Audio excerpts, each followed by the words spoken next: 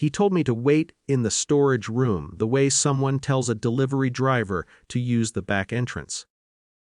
Not cruelly, casually. Set in there for a bit, my brother said, gesturing toward the narrow hallway behind reception.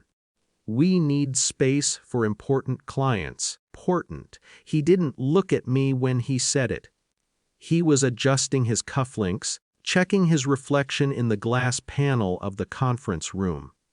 His staff moved around him with quiet efficiency. He liked that, being watched while pretending not to notice. I nodded and walked past the framed awards with his name engraved in gold. The storage room smelled faintly of paper and dust, archived contracts, old marketing stands, broken office chair, leaning against the wall like it had been demoted too. Wasn't the first time I'd been placed somewhere out of sight.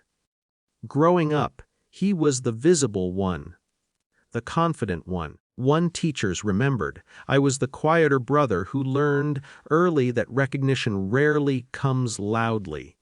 It accumulates, slowly. Elsewhere, I sat on a stacked box labeled Q3 files and listened to the muffled rhythm of the office beyond the door. Phones ringing, shoes on tile, his voice controlled, performative.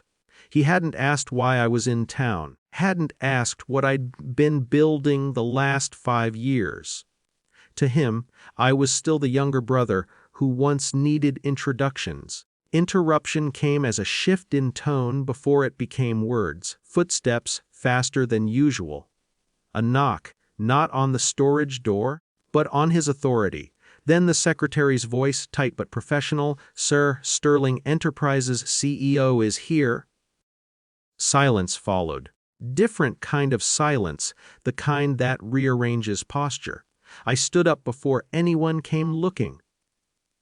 When I stepped into the hallway, several heads turned, confused for a fraction of a second about why I was emerging from the back. Brother was already moving toward reception, expression sharpened into corporate politeness.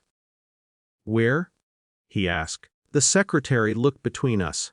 "Hayes?" She hesitated, recalibrating. "Hayes here." I didn't raise my voice. I didn't rush. "Yes," I said evenly. "I am." It wasn't dramatic, no music swelled. No one gasped, but the air changed. My brother blinked once, hadn't processed the sentence. Then twice. His jaw tightened, not in anger, more in reorganization. The staff looked at him for confirmation. Titles matter in rooms like that, so does certainty. I extended my hand, not to him first, to the senior analyst standing nearby. "Good to see you again," I said. "Thank you for arranging the quarterly review." Grounded the moment in logistics, not emotion, the analyst straightened immediately. "Off course, sir." "Sir." There it was, the visible shift.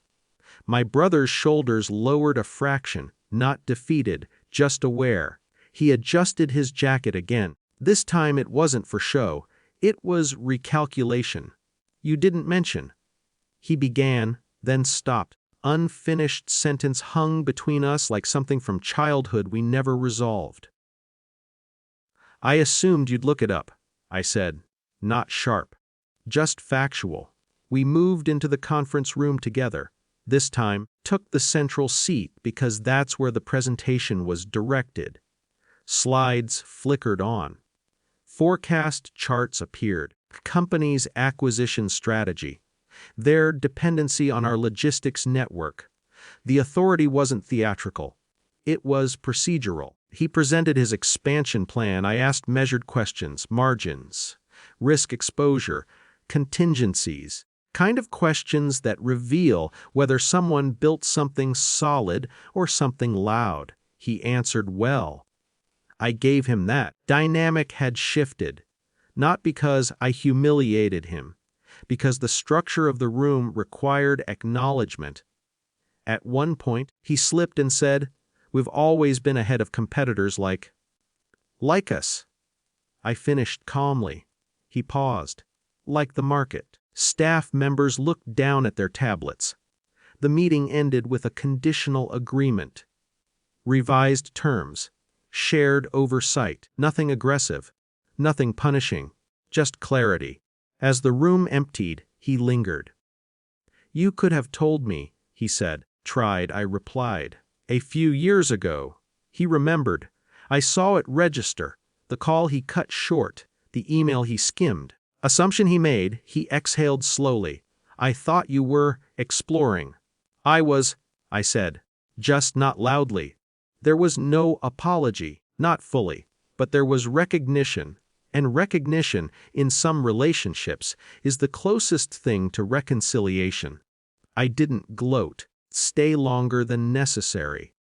At reception, the same secretary who had announced my arrival handed me my coat with new awareness in her eyes. Outside, the air felt ordinary.